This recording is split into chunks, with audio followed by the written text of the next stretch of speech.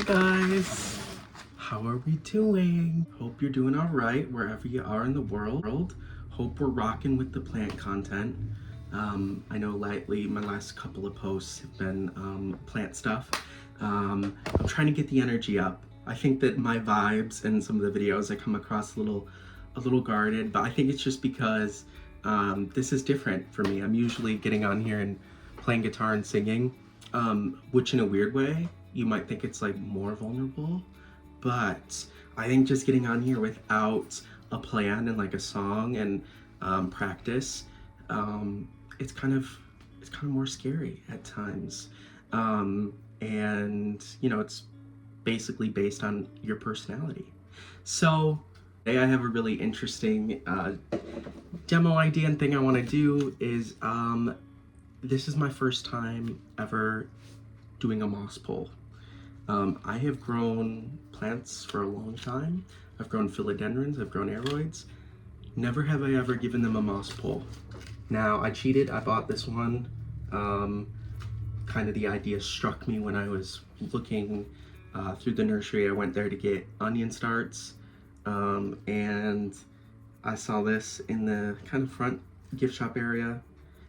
And I have a Philodendron tuxtilanum that is in desperate need of this. And I thought, well, gee, that would just be the thing for her. This is from the original bendable moss pole. It comes with floral pins.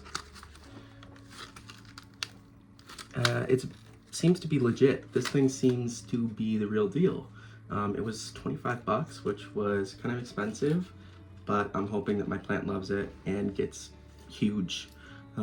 I've seen how plants, especially philodendrons, take off once they have something to anchor their roots on. So I'm thinking I'm gonna start by soaking this in a tub of water.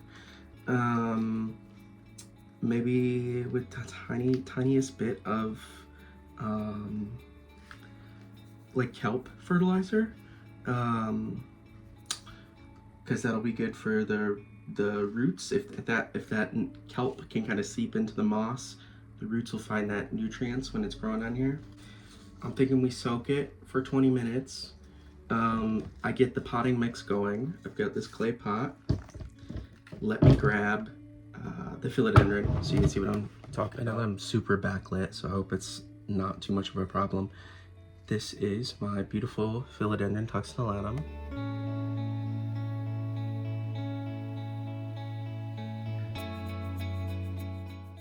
I actually received this plant for free when I did a trade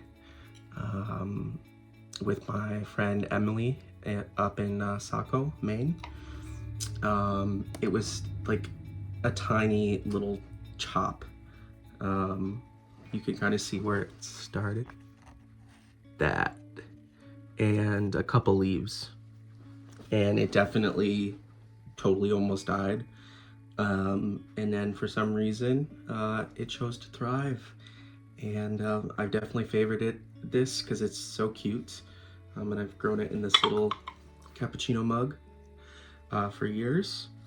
Yeah, I think I got this in 2022. So it's time for a pot and a moss pole. Now, I don't think it needs this big of a pot. However, this is a pretty substantial sized moss pole, and it's gonna be too top heavy to put in a smaller clay pot. You know what I mean? I don't think this is a ridiculous sized pot for this plant. I think we're just gonna give it a go. It's not super flashy or anything, but it's one of those plants that just kind of comes into your life for free and without kind of seeking it, and it's very loved. So I want to give it the best life that it can. So my plan of action is to soak this, and then I'm going to mix for the potting media. I'm gonna do ocean forest soil with some handfuls of orchid bark, just Miracle Grow, but it's what I have. I'm going to soak this in a little mix of water and kelp, and I'll be back in a minute and we'll give it a go. The sun's going to start setting. we have our lights on, and hopefully the lighting situation gets better. So I'm doing this in my room because the grow lights are too multicolored. Yeah, I'll be back in a minute.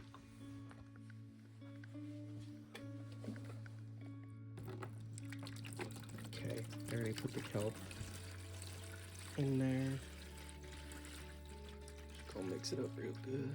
Okay, so my moss pole's been soaking for over 20 minutes. I am going to get rid of this water and then mix my potting soil with my orchid bark. I'm gonna do it in this too, and then we can chat while I do it. So be right back. Okay, I feel like that took such a long time to empty out, even though you're not keeping track of the time, but because I I wanted to water everything with this nutrient-rich runoff water that I had here. So I wanted to be more specific about the kelp that I used. I used Maxi, which is like, they recommend it for carnivorous plants. It's just like a kelp and like a seaweed nutrient mix. And then I use a little bit, maybe a little bit too much. Fingers crossed, not too much. I don't think it could be too much of Neptune's Harvest fish and kelp. That is a very different thing from Maxi because it stinks like bad. It smells so bad because it's just like old fish that's titrating, but plants love it. Yeah, so I'm expecting the roots to freaking go into this thing. It's hack it. So let's make the potting media up and get the pot prepped and ready for our philodendron. Ooh! So badly need to get a tripod. I've had a few, but they always break. I feel like I'm not getting the right ones. If you have a link or a recommendation for a good YouTuber's tripod and phone setup, send it my way. Okay, so take some of this bark and I'm gonna put it in the bottom. One thing I definitely want to do is, you can see at the bottom of the moss pole, it's mounted right with this plate. I don't want to put that directly over the drain hole. I want to put some bark down, and then I want to put this just a little bit above it so that I am not effectively sealing the bottom of this pot for no drain. Drain out some more. I wonder how long this is going to take. With the way that I am. Oh. He said, I don't know what's going on. Lizard brain, lizard brain, lizard brain. Where do you want to be? Where can I set you? He's got a full belly. I hope you don't poop. Kind of mentioned a couple of my other videos that I am living back at home with my father, which is going okay. Saving money, but you know, dealing with being back in your parents' house and, you know, some of their rules as an adult is not always ideal, but it's what we got to do right now. But the positive of that is that I'm so close to my plants. Oh girl, if you don't roll your sleeves up. Before, when I was living in the city, it was a lot of back and forth, like most, you know, 3 times a week, I would say, at least two. I was spending several hours working on my plants and coming home just to do that. But now I have full access, and every day I get to do some plant chores, which I love. This looks pretty chunky. I am gonna put a little bit more perlite in. Still a little bit. But yeah, and like I said, like, these kind of style of videos is what I started doing on YouTube years ago. I had my reptile room, and I was doing reptile room tours and tank builds. One skill that I never acquired was video editing. If you've been here for a long time, you know that I just throw a video up. But now I'm trying to get in there just on iMovie. But whatever, it works. And I have a MacBook now, so I do have potential to do more. But I like literally need to take a class or have someone teach me. All right, this looks good to me. This looks nice and breathable for my aeroid. For my little philo, do one little bit. We're gonna put the moss pole down. If you know me, I'm more of a begonia guy. I love my begonias and my carnivorous plants. So I'm not super into aeroids, but I appreciate them. And when that craze was going on, I was like, y'all are wild. I appreciated what it was doing for the plant community though. Like, brought a lot more eyes and money into people's pockets that have been in this business and industry for a really long time. And we're not used to seeing a reward like that, especially during COVID. Jim Marlowe, who if any of you are into orchids, back in the day you might remember Marlowe's orchids. They were a big presence at orchid shows across the country. They're actually in my hometown, and so I grew up going to their nursery and talking to them, and they just did so well during COVID that they made their buck, and then they got out and they closed their business because they were ready to retire. And I think that's beautiful. So what I just went ahead and did and didn't even explain because I was busy yapping is I just already watered this philodendron, so its roots and everything is really loose, and it was just basically very easy to pull out of the clay pot. You might have a hard time getting your plant out, in which case, again, water it, and then I would suggest taking it upside down, holding it like this, and then tapping the pot against a table or something until it comes off. But in this case, it was super easy. There, okay, that's a little bit better. Yeah, I'm curious, when did y'all get into the plant game? Was there a particular time? Was it during the pandemic? Was it before that? Or just recently? Drop a comment, let me know. I've been doing this, I mean, forever. I think I remember being like 7 and begging my mom to get me a plant at Tops, and like even younger than that I had like a snapdragon garden, so it's always just been a thing. And my great auntie would take me around to all the plant nurseries, and I just got obsessed. All right, so I'm making a decent sized hole. You can see it. And I am loosely teasing this, but I'm not going to tease it that much. These roots are already ready to go out and do their thing. So I'm mostly just going to sink it in. But I think she's going to be just fine. Oh my god, she has so much room. This is going to be insane. I'm expecting, if not double, triple size leaf growth. I'm expecting it to freaking explode, to be so for real. So let's push it down, pat it down. All this media is wet. Her roots are wet. The moss pole is wet, so I don't even think we need to. I might do one water. So now you can see she's wanting to tip. Let's take it out of here. Ooh, midnight sun.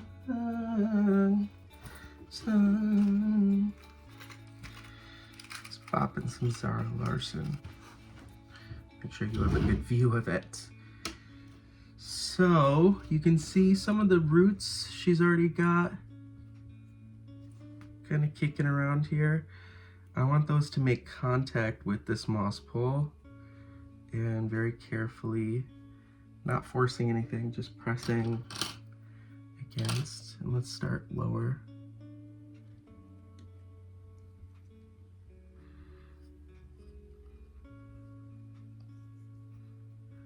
It's like surgery.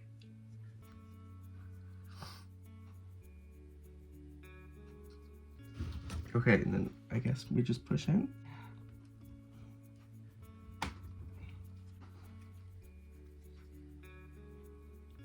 I'm gonna do maybe one more. Yeah. Without squishing. Okay, perfect. Wow. Everyone applaud. Do it. So, I have a feeling with her in contact with this moss pole that she is going to go ham. Just looking at home already. It already looks, she's got a ton more support. Yeah. All right, guys. That's pretty much it. You actually, maybe I'll go set it in the grow tent and I'll show you before I sign out. My hands are so dirty. Oh my heart, you full of love. There she is, home sweet home. Thanks for watching. Bye. Hey guys, so it is exactly 2 weeks. Sorry I look insane. I've been out in the greenhouse gardening, planting seeds, but I wanted to do a little update on the philodendron with the moss pole. It is 2 weeks and a couple days. I said exactly 2 weeks, but I think it's 2 weeks and change since we potted up that philodendron. So let's take a look. Whoa, whoa. Let's go into the jungle. Everything is looking very nice, very lush. They definitely know that springtime is here. As much as I want to talk about all of the other plants, we have got our philodendron here. And she is definitely loving that moss ball. This leaf is new. Or I think it was coming out when we were potting her up. But let's see if we can see. Yeah, is this her root? Yeah, like she's definitely taking to the moss pole, which of course she is. But yeah, let's do another update video in a however long, maybe a couple months, and we will see how she's doing. So thank you so much for going along on that journey with me of potting her up, putting this on the moss bowl. And I made such a big deal out of it. But it was exciting for me because I've seen so many other growers and people using the moss poles and having such great success. And I wanted to give it a try. So that's it, guys. I gotta go hop in the shower and get all this dirt off of me. But I hope you enjoyed the video, and thank you so much for watching and subscribing to my channel. Means the world. And I will see you all soon. Love you, bye. Wow.